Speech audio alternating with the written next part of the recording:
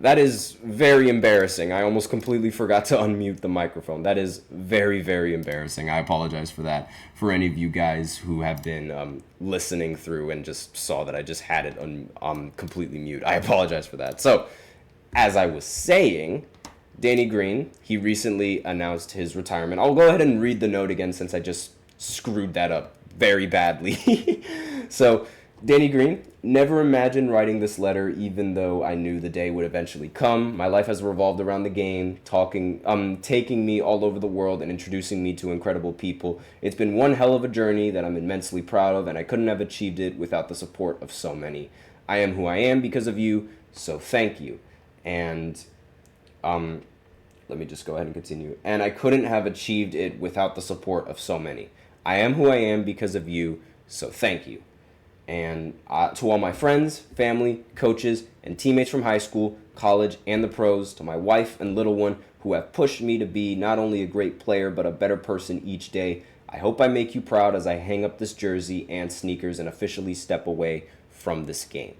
And I'm excited for the next chapter and look forward to conquering new challenges. Signed, Danny Green. So, as I was saying, before I found out that I was on mute the entire time, which is a little embarrassing, first time that's happened in a while, actually. Danny Green, one of the very few players to win 3 championships for 3 different franchises. And he won his first championship with the Spurs, won his second championship with the Toronto Raptors, and then he ended up winning his third championship with the Lakers. And he's also one of the few players in NBA history to beat LeBron in the finals and then win a championship with LeBron, or beat LeBron in the postseason at all. And another player that comes to mind is Rajon Rondo. He beat LeBron when he was on the Celtics numerous times, and he ended up winning a championship with the Lakers in 2020 along with Danny Green. So that's other players that have been noted for winning multiple championships with 3 different franchises. John Saley won it for the Pistons, the Bulls, as well as the Lakers. Robert Horry ended up winning a championship with the Rockets, the Lakers, and the Spurs. And, of course, LeBron James ended up winning 3 championships with 3 different franchises, also winning Finals MVP for all of those championships as well. He won it for the Heat, he won it for the Cavs, and he won one for the Lakers. So, obviously, just, fantastic. A very, very elite list to be a part of when you retire.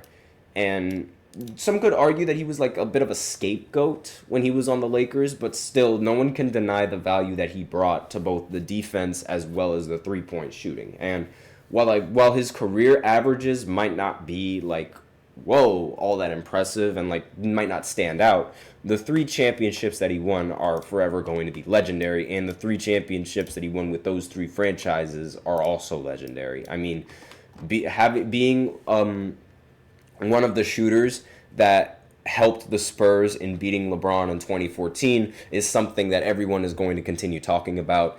The only championship that the Raptors ended up winning as a franchise, he was a part of that. So that is another part of his history, and that's another part of his resume embedded in the history of basketball.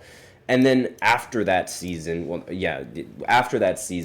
in the bubble, ended up winning the championship with the Lakers and LeBron James. So obviously, his career, it's been going very, very well. His career as a shooter and as a role player, he's proven that he is a competent role player. And you can't win. It's very difficult to win 3 championships, let alone with 3 different franchises. But everyone has a role to fill, regardless of whether or not they're the main option, whether or not they're a role player. They all have an important role to fill. And the fact that he was able to do that for 3 different franchises, in my opinion, nothing short of impressive. And a lot of people should be remembering him, not necessarily for his shooting woes with the Lakers, which might end up being why he gets remembered. I will say that while I am a LeBron fan, yes, there are some LeBron fans that go to an extent as insulting other players, despite maybe not deserving that kind of criticism, because when Danny Green missed that super important clutch shot that probably would have ended the series in Game 5 off of LeBron's pass, a lot of people were quick to criticizing him. And people were also quick to criticizing him when he was on Philly. And I don't really think that sort of criticism is warranted for somebody who has 3 championships. Like, yes, he missed a very important shot. That happens to everyone. And it's especially going to happen to the best of three-point shooters. I mean, Steph Curry misses clutch shots all the time.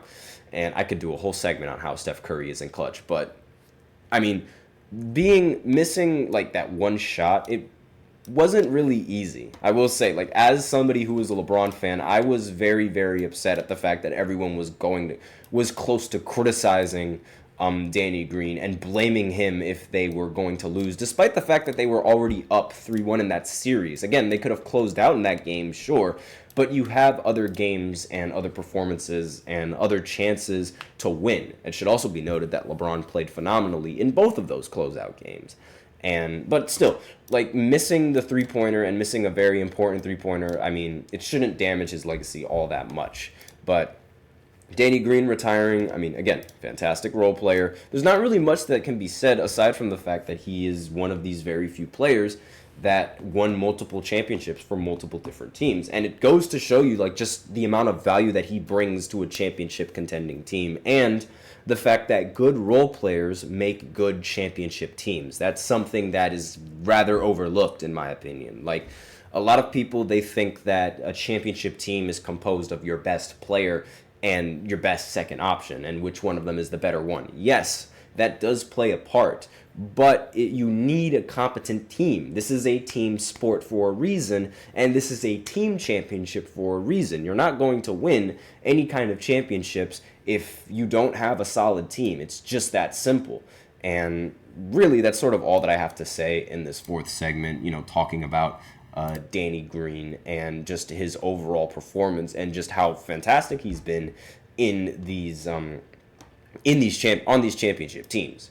So that's all that I really have to say about that. So now we're going to go ahead and go into the fifth segment, where Jimmy Butler reveals something a little bit tragic in the most recent Starting Five documentary. I recently pulled a quote from LeBron in the Starting Five documentary, and so now I'm going to go ahead and pull a quote from Jimmy Butler in this documentary, because I think it's very important, and it really shows, like, a lot of the issues that the Miami Heat had in the previous season.